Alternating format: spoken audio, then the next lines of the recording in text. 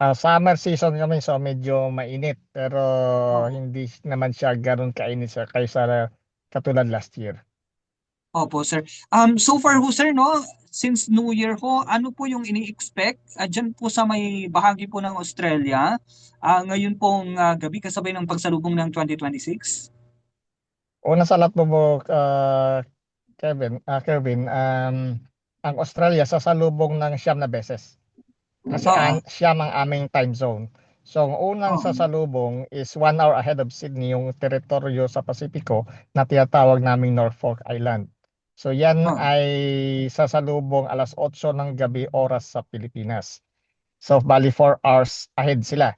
So, ang susunod Mm-mm. na sasalubong dyan ang Sydney, ang Melbourne at ang Canberra. Yung Oo. pinakahuli na sasalubong yung Australian External Territory doon sa Cocos at saka doon sa Mawson Station sa Antarctica. 6 hours after ng Sydney. So Oo. iba-ibang time zone. So Oo. itong fireworks mamaya sa Sydney, oras alas 9 ng gabi dyan sa Pilipinas, ito ay makikita nyo ng live sa YouTube. Hanapin nyo Oo. lang. So yan ay 9 tons ng fireworks. Ang halaga niyan almost 7 million Australian dollars. Yan ay tatagal yung main event ng alas 12 dito, alas 9 dyan, ng 12 minutes. So yan 8 kilometers ang haba ng fireworks, 40,000 individual pyrotechnics. Estimated audience is 1.1 million and beam worldwide. Mm. Opo, so talagang napakarami. Ano sir, kung pag-uusapan po yung pong halaga po na binabanggit ko ninyo kanina, how do you compare it sir sa mga nakaraang mga taon po? Almost similar. May iba-iba lang Oh. ang technique. Gumagastos ang City of Sydney because of tourism. Yung factor dito, yung mga tao kakain, Oh. mag-hotel, yung mga businesses magbabayad ng buwis. So yung balik dito sa gobyerno, ilang beses ang balik. So talagang tubong-tubo ang gobyerno rito. Pero yung Mm. sa nangyari doon sa Bondi Beach Massacre, for the first time ang New South Wales Police ay aarmasan ng M4. Dati kasi mga sidearms lang sila. So just Mm. a preventive measure. So nagdeploy ang New South Wales Police ng 2,500 na police, at saka additional mga camera sa paligid na hopefully hindi wala namang untoward incident na mangyayari. Mm. Opo sir, gaano katagal po yung fireworks nga ulit sir?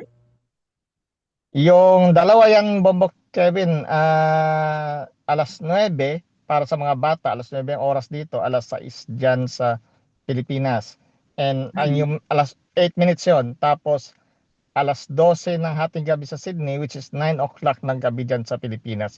So dalawang beses. Mm. Tapos yung pang alas 12, ilang minutes nga ulit yun sir? 9 Yung minutes? pang alas 12 is 12 minutes. Yung nauna, 12 yung minutes. pambatas 8. So yung Oh, 9 tons, susunogin lang nila ng 12 minutes yon. oh, talagang concern, no? Pero, sir, binabanggit nyo yung Bondi Beach shooting na yan. Butit hindi naman po naka-apekto ngayon sa tourist arrival sa Australia ho ito, sir. Hindi naman, kaya lang doon mismo sa Bondi, kansilado ang event nila. Kasi yearly Mm. meron din silang fireworks doon. Actually dito sa Mm. Sydney, 4 na lugar ang may fireworks. Hindi lang naman yung main event. Ang kasabay nito dyan sa Sydney Harbour Bridge. Kaya lang sa laki ng city, may mga iba't ibang lugar na may yung sari-sarili silang fireworks. Mm. Opo, sir. And syempre, pagdating mo dito po sa, sir, mga mga turista, kumusta sir? Butit hindi pa naman po, kumbaga yung nagkakapunuan ngayon yung mga hotels or may mga nag-tents na ho ba dyan sa labas, sir? 36 hours prior may nakapila na. So ganun Oo. katindi yun. Yung Opera House Bombo, ah, Kevin, doon sa Opera House, may restaurant dyan. Kung mayroon kang Oo. siyam na kaibigan, pang 10 ka, mayroon kayong 20,000 Australian dollars, pwede kayo Mm. kumain dyan. Kaharap nyo mismo yung fireworks. Pero that is Mm. 20,000 Australian dollars. Kung sa mga yate naman, depende sa laki ng yate, may nakita kong yate na nirarentahan. 20 na katao, $115,000 yon for 7 hours. So ganun Mm. kalaki ang gastos nila. Mm. Opo, sir. And syempre, sir, no, pagdating ho sa celebration ng New Year, meron po bang mga kakaibang paniniwala naman ho riyan? Wala. Western country ng Australia. Ano lang yan sa mga third world. Oo. Ay, ganun. Opo, sir, wala ho, more on fireworks lang talaga. Fireworks lang talaga. Oo, sa bagay. Anyway, sir, kayo po ng mga Pinoy, sir, kumusta ho? Paano yung celebration ho ninyo ng New Year ho sa ngayon? Depende kung saan ka abutan. Kung abutan ka sa naka-duty sa hospital, man New Year ka sa hospital, kung Mm, aabutan ka naman day off mo, either may party ka sa bahay mo, manood ka sa TV, or nandun ka sa opera house. mm. Opo, so maraming Pinoy din dun, sir, sa area na yan, probably. Hindi, probably. Kasi nga, ang Sydney is yan ang largest concentration ng Filipino sa Australia. Mayroong Mm, 400,000 Filipino community rito.